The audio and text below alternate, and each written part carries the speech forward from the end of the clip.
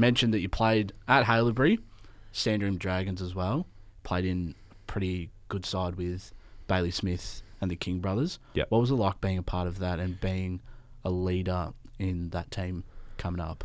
I don't know. I think the assumption with that is like that I was on the same level as those guys, and it definitely wasn't. Like I sort of went into my under 18s year not thinking I was getting drafted, or like knowing I had a lot of ground to make up if I was going to get drafted, because I only played like I didn't get picked for any of the final series the year before, and then coming into the year there was plenty of guys ahead of me, to be honest, and I was sort of playing as a halfback flanker at school, and just thought, oh well, if I do the hard work, I'll get a good chance at it, and that's sort of always been the motto. And then somehow I just started playing in the midfield. I think our coach at the time really respected contested work, and that's what I was good at. And Bailey and I were really driven together to make a good fist of our top age year, and we've still got a Snapchat saved together talking about how we were going to get drafted together, which was when we were 15 or 14 or something like that. So that was pretty awesome. And we did end up in the same room the night we got drafted as well, so that was awesome too. Do you keep in contact much?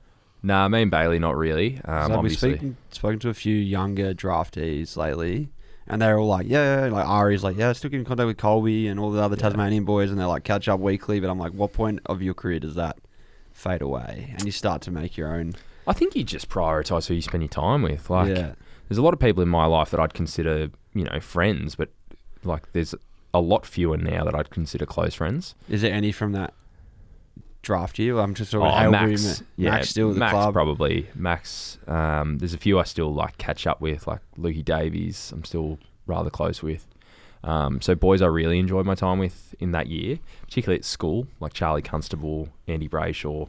Those are boys I'm still pretty close with. But I think like it's just life sometimes. People get real cut up about, oh fuck, you didn't get invited to this and didn't see you here and all that shit. Fuck. People have got so much stuff going on. It doesn't really matter. You live in other sides of the city or other states. If there's stuff in the way, like, honestly, you're going to get there and hate the time you're spending anyway. But if you bump into those blokes, it's like nothing ever changed, really, isn't it? It's like... Yeah. It's like... This happens all the time with blokes we played footy with in the past. Even we go back to Adelaide, I haven't seen them for a year. Yeah. It's just like we were there last week. I was, but... Yeah. But it's like, we only caught up... Yeah, you share, like draft camp in particular. Like, I remember pretty much everyone from draft camp. Like, even... there's a big kid from Ireland called Anton Tohill who ended up at Collingwood. And like every time we played against them in the VFL and stuff like that, I'd still say hi to him. Mark Keane at Adelaide, like those boys who we only knew for a few hours, but even then you just shared such a unique experience that you've sort of got a bond for life. So I don't really keep in real touch with a lot of those guys, but the ones I think that really matter, I do. Yeah. Very nice. Talking about the draft, the 2018 Super Draft that it was called, you were the first player to ever be live drafted from Adelaide to Carlton. Yeah, live trade of picks, which resulted in you getting to Carlton. Yeah. I was very invested in this draft at the time because I had grown up playing cricket with Luco, and Adelaide had their probably strongest draft hand. Like SA had just won the champs, gone undefeated, had the coaches ranking Rosie all in the top end. Yeah. Who do we have in here last? Haley. Jackson Haley. That's stiff. Well, there's a lot of names in that top end from SA. There's Jez McLennan. Yeah. So it was like in SA, there was a buzz in the papers about how much was going on. Yeah. And the fact that Crows traded was massive at the time in SA. But what was it like on the night? Did you have any inklings? Did you have anyone in your ear? Nah, I didn't know it was going to happen. I was pretty wedded to Richmond, who was the next draft pick. And I think a few people knew that. I knew Carlton were pretty keen, but like they didn't even really they interviewed me and said, look, we haven't got a pick anywhere near you, so we're not going to be able to take you, but we really like you. And that was sort of the end of it. Met him a couple of times at my house, as everyone does with every club. And then on the night, sort of came out of the blue. Like even for the Blues, they didn't really think an offer was going to get accepted for it. So Cripper and Doc went home after presenting the jumper to Walshy, and I just sort of walked up there and Juddy turned up, which is pretty cool. So was Juddy just in the crowd and he's like, oh. Well, at the time he was the football director, so he was kind of like the first cab off the rank. Like if we don't have anyone, well, fuck, Chris Judd's not a bad alternative. Yeah. But yeah. Were you? Yeah. Well, I just remember sitting at home watching the draft and like, whoa, like this is crazy. We did the live tradings just like brand new. They were trying to explain it on the coverage. Yeah. What point did you get in the loop with that? Like, what point did you get in the loop that things were happening? Or You don't. It was just when Juddy comes up, when your name gets read. When your name gets read out. And even then, you're probably not really... I didn't... Oh, and it's a good thing. Like, that was one of the happiest nights of my life, but I'm so glad I didn't understand the implications of what that meant. Because the next, 4 years there was not awful, but it would have been easier without it. Without the weight hanging over your head, is that what you're saying? I remember... And I think I don't know if I remember completely correctly, but I'm pretty sure at Brendan Bolton's press conference where he resigned or was sacked, there was a question asked about how much pressure my drafting put on him. Things like that as an 18, 19-year-old where I'll be the first to admit I'm not great at dealing with shit like that. I don't like being in the limelight. I don't like being blamed for stuff. I don't think anyone does. But at the time, I was comparing myself so much to Walshy, who's I could not be firmer that he's a generational player. He came in, he understood how to be a leader, he understood professional expectations, he understood everything it took to be an AFL footballer, and I was the other end of the spectrum. I might have had talent, but it's very similar at the moment, still frustrated by what I can get out of myself. I think those comparisons hurt me for such a long time that getting out of there was the only real option I had, whether I liked it or not, and I think Carlton did me a favour in the end by just cutting me loose. Did you ever look back at who the picks ended up being? Did that ever cross your mind? Do you ever have that weight on you? Was that as in before me? No, the picks that got traded and that sort of not really. I think that that ripple effect. If you're going to read that much into it, you and for someone who overthinks as much as I do, it's what the papers do. They always they will always hammer that bit home. So yeah, there's a story in it, I'm sure. And it weighed on me at the time when we were bottom of the ladder the next year, and I was playing in the VFL.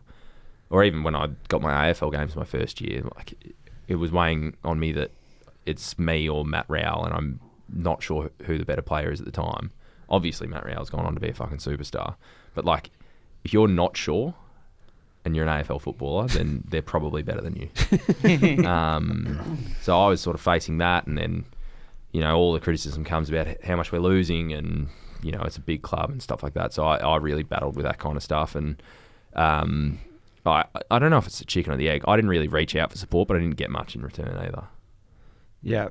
At Carlton, you're saying when you were early days? Just in general. Player managers or I just don't think anyone understood what that was like.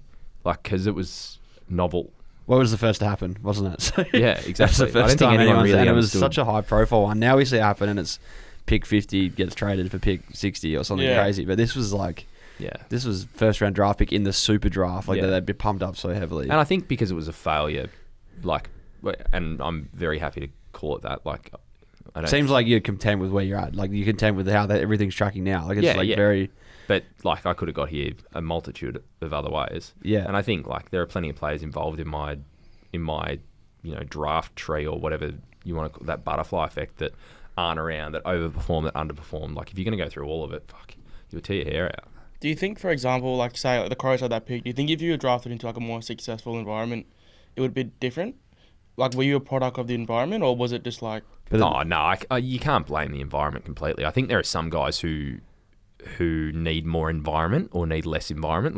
For example, Walshy, he would have thrived in any environment. You send him to, North Melbourne or West Coast at the time, he'll be fine. For me, I probably needed a different culture, but I think a lot of it was me too. I could have reached out and I could have said something and all of those things. They're easy to look back on now, and I'm sure people at the club look back on it and go, "Oh, we could have supported him better." But I mean, that can't be the reason why you didn't succeed. Yeah. If you're content blaming other people for that kind of stuff, you were never going to be a good footballer anyway. Do you look back at Carlton with I know people Dan Gorringe is a prime example here, and I would see him bash his old clubs, but not in a way where he still goes back and does stuff with Carlton and Gold Coast. But at the time, he was for years they really hurt him mentally and hurt him in terms of he hated football and came away hating those clubs. Do you still have any joy out of Carlton, or do you? Nah. You've completely moved on. Yeah, I think I've moved on. I probably have an unhealthy level of spite. Yeah, that'll fade away, I'm sure, with time. It does with all players. I hope so. It's still quite fresh. Yeah, but I think for the players there, I really hope they're successful. For their supporters, I hope they're successful. for the people intimately involved in my development, I'm frustrated with them. And like, I think I've been able to be classy since I got delisted because I understood that. Like, it's not a systemic problem. It's nothing like that. It was just, I feel like my development was handled poorly. So, you know, I'm big enough to go, well, yeah, that was a few individuals and my interaction with them that we got wrong, and that's why. But yeah, I'd argue I'd come out a very different footballer, maybe not better, but a very different footballer and on a very different journey if I was at a different football club. But I wouldn't change it. Yeah, it's your journey, isn't it? So yeah. Absolutely. Now to your St Kilda journey. I mean, you're a key cog in that back line. You've played every game this season, haven't you? Yeah. Yeah. Like, I don't want to go back on Cullen, but like, is it being a little bit older now? You've got the new guys coming in and everything that you can feel a bit more of a leader amongst that group. And it's a good question. You did have to fight for your skin early days. You didn't have to. Yeah, I think it that wasn't helped. like you walked straight into the team. No, and to be honest, I don't think I would have achieved as much as I have so far at St Kilda if I did. You know, like at the end of my journey with Carlton, I was pretty firm on retiring. I didn't love the landscape AFL was in. I didn't love what it was doing to me. Obviously, having to go through psychotherapy and all of that shit, like, I wouldn't wish that on my worst enemy. So that kind of stuff sort of weighed on me a bit heavily. But I guess the age-old quote that I remember is, like, I just couldn't die with music in me. Like, I couldn't be one of those guys where people are like, oh, you played 30 games, like, what happened? I just wanted to find out what would happen if I gave it a really good crack. And Ross was good enough to give that to me. I think, like, I've had two polar opposite ways of getting into football clubs now, and I think that puts me in a pretty good position to give advice to the younger guys. I guess I'm in a unique position at St Kilda where I'm sort of the working man's defender or you know, sort of that harder-nosed defender who maybe isn't all that talented, but I get a lot out of myself. I think that resonates with a lot of the younger boys who, you know, aren't looking to be the best ever or anything like that, because, you know, they're really lofty goals, but you've got to have some understanding of your ability to get there. But I think that's what puts me in a good position to give advice that I do. And a lot of it's based around, like, don't read too much into that, and, you know, it's never as good or as bad as it seems and shit like that. Like, when you get tough weeks, like, we had a pretty tough week last week. We didn't play the way we wanted to, and I was sort of just reiterating to a lot of the younger guys who took it personally that, like, this isn't everything that footy is, and your life and your identity is not all football. Like, you have other stuff. Like, it's not the end of the world. It'll get better next week or the week after that, and at some point, like, things will feel easy again. I think my life experience has given me an opportunity to be a good leader around the club. I don't think my performance has given me that yet. Like, I don't think I'm performing at a level where, you know, I really respect our leaders because they perform week in, week out. You know, Steely's pretty heroic in the roles that he takes on and the stuff he does. So I don't think I can put myself in that category at all. But I think off field, I'd like to think that I've got my life and my shit sorted enough so that I can give that kind of advice with some level of confidence. It's almost like there's life outside of football. I think a lot of young boys that get drafted don't realise that. Yeah. It's like, when you're trying to get drafted, football's everything. You know, you want to get drafted high. But then when you get into the system, you know, like, example, you play for a bad team, or like North or West Coast, you almost have to take yourself out of the football when it's over and not dwell and not, like, live on those things. Yeah. Well, I think that's a really hard thing because, to be completely honest, your first and second year, your life is footy. Like, if you don't put, and, like, I'd hate to think of the amount of hours I didn't spend with my girlfriend because I was putting time into football. Like, but that's, fuck, whether you like it or not, your first and second year is where you cut your teeth. Like, and that's, you know, I learned a lot in my first and second year, probably more than I learned any other year. Unfortunately, that might be the reality. But I think what I try and think about more so now is my identity outside of football is far more important than my identity as a footballer. Like, people can think I'm shit, and I don't know. I guess at the end of the day, I don't want people to be able to question my intent and my integrity. So that, you know, that flows into my football. But for a long time, I was poor at integrating into football clubs because I wasn't willing to show who I am. I thought I had to be the same person on field as off field, and I think that it's hard to say that resonates with people because some people have it figured out, and some will never figure it out. And footy's just their identity until they're done. And when they're done, they really struggle. I guess I'm really glad I've figured that out, and I can probably leave not content but satisfied with the person I am rather than the career I've had, which is more than I guess a lot of people can say when they leave the system. But yeah, I think just being more willing to show the vulnerable side of me has made it easier to integrate more than showing what I do outside of football. Like, I got up in front of the group at St Kilda and told my story, and I cried in front of the group because it's not an easy story to tell. But once I got that out of the way, I was like, oh well, the shackles are kind of off. And even in my first year, like, I was just trying to be more and more open with how I was going. And honestly, I think that's how men should be anyway. Like, we should be more emotional, and that sort of leads into a bit of my purpose stuff. But I just tried to be the embodiment of what I wanted to see in people, and that's working better for me. Do you have... Your story is like one that happens like every year in the draft, I think. Like, there's always like a gun top-end draft prospect, has a very light crack at it, gets delisted, doesn't work out, something at the club goes wrong, something with their injuries go wrong even, is quite a common one. Yeah.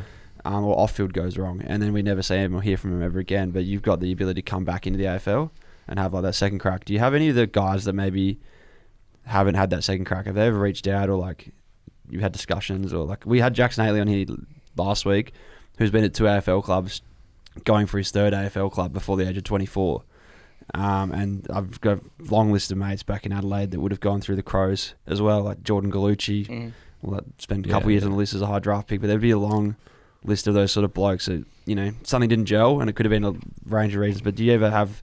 Is that something that you ever think about? Like, you got your second chance, maybe you could help those guys out? Yeah, I've had a few. Like, I don't think it's fair for me to name them or anything like that. Fine. I think what's been more consistent is guys considering leaving the code have spoken to me.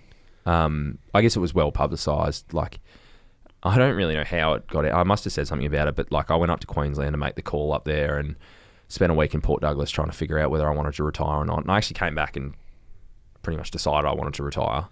And then had a few people, work pretty hard at me to convince me not to. But I've spoken to a few people who have retired recently who are, a bit younger about, I don't know, but whether it's being comfortable with the decision or understanding what you're giving up. I think they're two really important aspects to whether you really want to live this lifestyle, because it's not for everyone. And like, I mean, geez, the question you get asked all the time is like, oh, will you stay in footy when you're done? Well, for me, no, certainly not.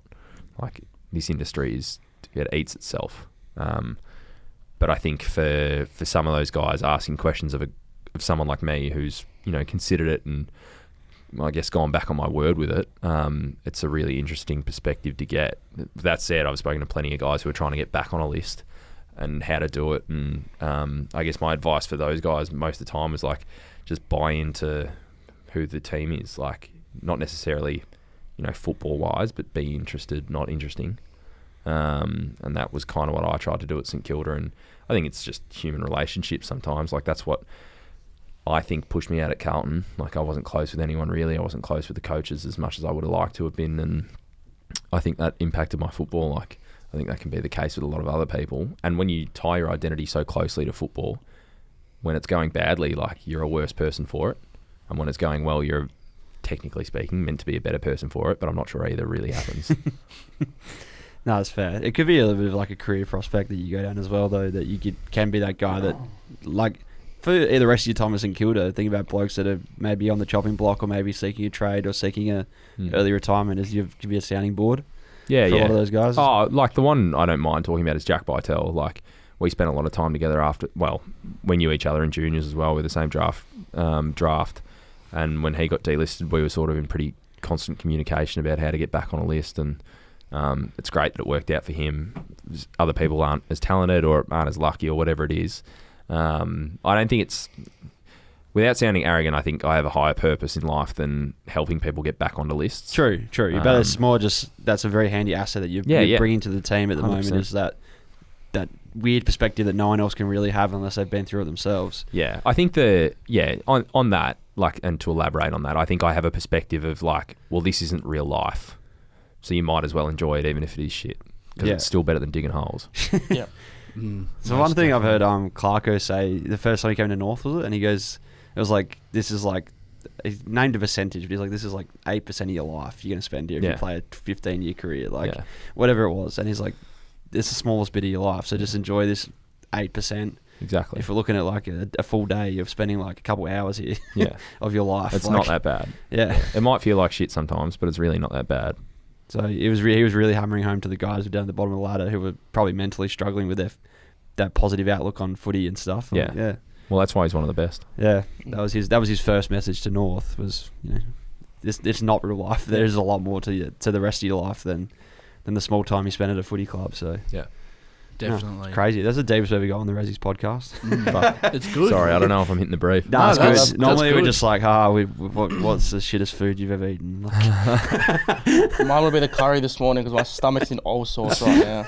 I can fucking hear it, Trey. Yeah, it's not I think the good. chicken was out of date as well. No, it was 3 days in, Okay. so it was on the line, but it was okay. That was, like That was Jack great. said, I that really- was, No, it was good. that was deep. I really enjoyed Definitely seen a lot of blokes in Adelaide. Well, there's Fisher Mackesy, there's Fish Jackson is one. Haley, Jordan Galucci that we all know from our time in Adelaide that probably Yeah. had that same very high draft pick. A lot of expectation, especially for someone like Fisher. He had so much expectation on him, and then just pulled the pin. And it's a similar story, isn't it? It's a very crazy story. We hear the highs of Rankins and the Coaches and Walshes and stuff. But you never really, those guys often just fade away into darkness, and we don't hear about them until 15 years time when the Daily Mail does a story on what happened here. Yeah.